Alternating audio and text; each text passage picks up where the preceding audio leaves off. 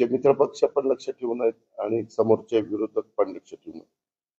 ते मला आपल्या सगळ्यांच्या निदर्शनास आणून द्यायचं होतं.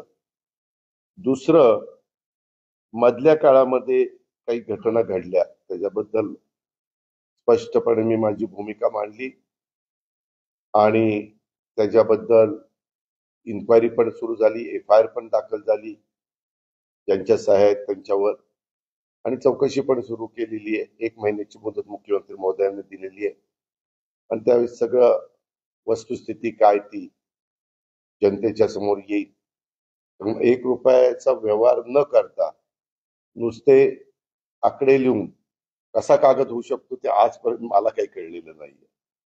आणि त्याच्यावरून मी पण आश्चर्यचकित झालो की असं कसं, ज्या रजिस्टर ऑफिसच्या व्यक्तीनी हे नोंदणी केली त्यांनी कशामुळे ही नोंदणी केली, काय त्याला असं घडलं की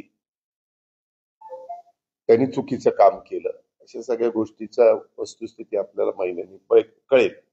कारण सगळे चांगले अधिकारी मुख्यमंत्री महोदयांनी त्या कमिटीवर नेमलेले आहेत. ते सुरू झाल्यावर पत्रकार मित्रांनो काय होतं, निवडणुका जवळ झाल्या की आमच्यावर आरोप सुरू होतात, कुठनं तरी काहीतरी. मागेही तुम्हाला आठवत असेल की असाच 2009 का 8ला 70,000 कोटीचा आरोप झाला. त्याला 15-16 वर्ष झाली, परंतु त्याच्यातनं काहीही कुणी पुरावे देऊ शकले नाही, काही होऊ शकले नाही. पण बदनामी तर आमची होती. कुणी पण उठायचं, ते असं झालं तसं झालं. अलीकड मीडियामध्ये बोलताना वेगवेगळे प्रवक्ते बोलतात, ते पण त्याच्यामध्ये करतात.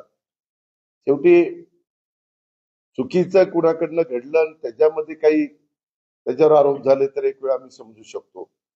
परंतु सकाळपासून रात्री उशिरापर्यंत लोकांची कामं करायची, पारदर्शकता कशी राहील ते बघायचं, नियमाला धरून करायचं, संविधानाने सांगितलेल्या सगळ्या गोष्टीचा आदर करायचा, घटनेच्या कायद्याचा पूर्णपणे कुठेही तिथं चूक होणार नाही हे बघायचं.